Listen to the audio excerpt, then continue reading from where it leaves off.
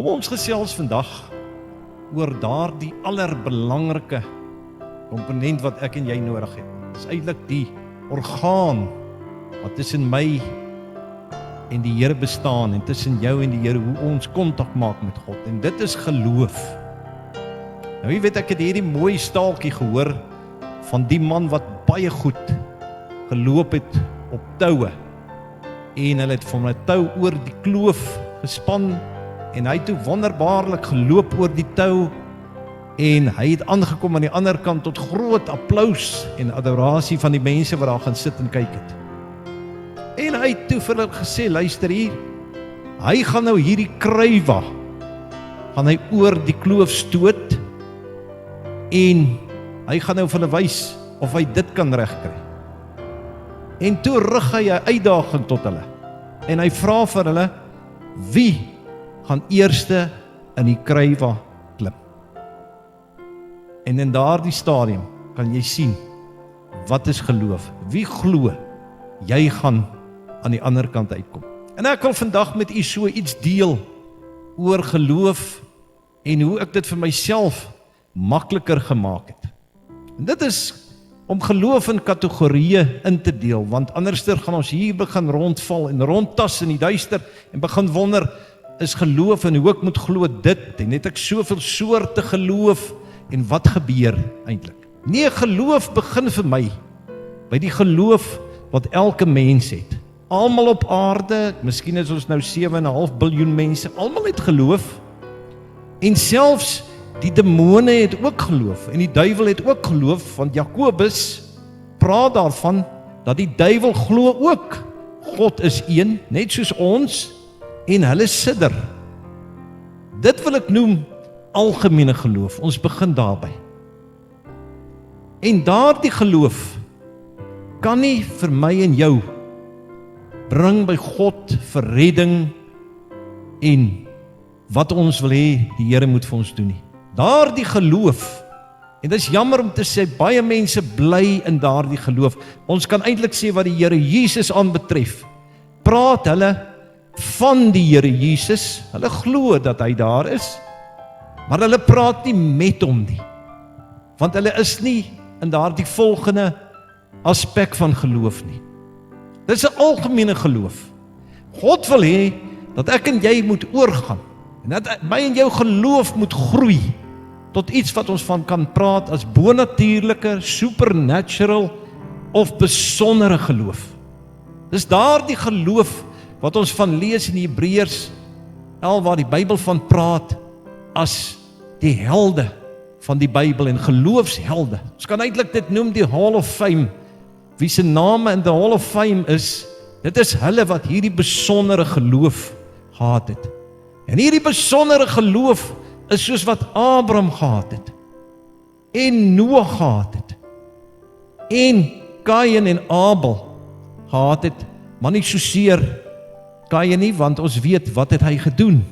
Maar kom ons kyk na iemand soos Abraham, wat hierdie besondere geloof gehad het, dat God vir hom gesê het, jy moet jou enigste seun, moet jy gaan offer op Moria. En hy het dit gedoen. Besondere geloof gaan oor in dade. En Noag, wat ongeag al die teenkante en alleen staan, het hy gegaan en hy die ark gaan bou, want hy het geglo wat God gestaan het. En ek wil vandag pertinent dit uitspreek, dis daardie besondere, dis daardie bonatuurlike, dis daardie radikale geloof, wat my en jou bring tot die punt dat ons gered word, en dat ons kan sê, ek het nou geglo, dat Jesus is my verlosser, en Jesus is my saligmaker, en Jesus is my redder, en Jesus is my geneesheer. Dis daardie besondere geloof, wat God in aksie bring. Dis daardie besondere geloof, wat jou in aksie bring. Vandag is die vraag, het u geloof al oorgegaan vanaf die algemene geloof, van weet van Jesus, het dit al oorgegaan na daardie besondere geloof, daardie Abrahams geloof, daardie Noag geloof, daardie Rahab geloof, daardie geloof van die apostels. God word beweeg deur daardie geloof. En dan kom ons by die volgende fase. Die besondere geloof is 'n geloof wat ons nou net gesien het, wat bestaan uit dade. Jy doen iets. Jy neem 'n aktiewe stap. Dis 'n werkwoord om te glo.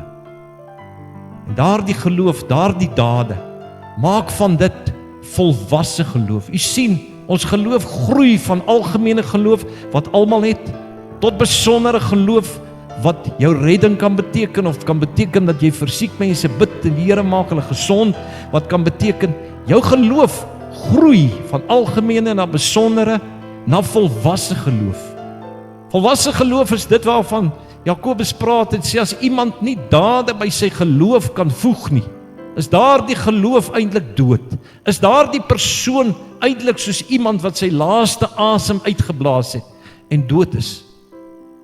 Is u al volwasse in die geloof? Het u geloof al by die punt gekom, wat jy kan sê, my geloof het oorgegaan in dade. Ek gaan uit, ek gaan vertel vir mense van die Here. Ek gaan in geloof en ek bring die evangelie. Ek doen die daad. Ek maak soos God gesê het, ek toon die vrug van die Gees teenoor mense, want ek glo wat hy gesê het. Ek kom sy opdragte na, my dade wys dit. Ek gaan uit en ek besoek die sieke en ek help die hulpbehoevende. Ek toon daardie dade in my geloof. Dit maak van my geloof 'n volwasse geloof. Ek gaan uit en ek bely my geloof in die Here Jesus tot my redding. Ek doen iets en dit maak van jou geloof volwasse geloof, dat jy kan sê, nou het ek gegroei in geloof in die Here. Waar trek u vandag met betrekking tot u geloof? Die Bybel sê daar is net een geloof, een doop, een God. Maar waar trek u in u geloofsgroei met betrekking tot daardie geloof? En hoe het u geloof in God al gegroei? God wil 'n groei in geloof. Hy wil hê ons moet kom tot volwassenheid in geloof. Dis die vraag, trek u al daar? En dan kom God ons tegemoet met hierdie wonderlike bonus wat hy gee. Die Heilige Gees gawe van geloof, wat vir my en jou tegemoet kom, waardeur ek en jy besondere dinge vir die Here kan doen. En ek glo as ons streef daarna, en ons inspan daarna, en ons inspan om te verkry en hierdie gawe aan te wakker, kan dit in u werk, en kan u ervaar hoe die Heilige Gees iets deur u doen, en kan u geloof verskriklike, wonderlike dinge tot gevolg hê. Dis 'n bonus wat die Here gegee het. Ek en jy kan nie daaraan iets doen nie. Ek en jy het God se Gees gekry, wat ons help om so ons geloof uit te oefen. En dan kom ons by iets baie moois. Elkeen van ons het 'n mate van geloof ontvang, wat sekere dinge aanbetref. My vrou het 'n geweldige geloof wat voorsiening aanbetref, want sy het in geloof, ouers wat baie gelowig is, het haar groot gemaak. Dit was haar ma en pa. Daar het sy geleer van geloof. Baie meer as wat ek het. Ek twyfel baie vinniger. Ek wonder baie keer. Ek raak paniekerig. Ek raak stresvol, ek raak angstig. Dan is sy kalm, want sy het 'n mate van geloof in daardie verband. So kan jy in 'n mate van geloof het wat siekte aanbetref, dat jy die Here meer kan vertrou as ander mense vir jou gesondheid. So kan jy 'n mate van geloof hê vir voorsiening vir elke dag. Jy kan 'n mate van geloof hê vir wonderlike dinge wat jy moet doen. God wil daardie mate van geloof in u, wil hy bevorder en ook laat groei. Dank die Here vandag vir geloof. Die Bybel sê die Here Jesus het vir ons daardie geloof gegee deur sy Heilige Gees. En die vraag is net, wat doen u met daardie geloof? Weet jy, ek sluit af. Ek is so dankbaar.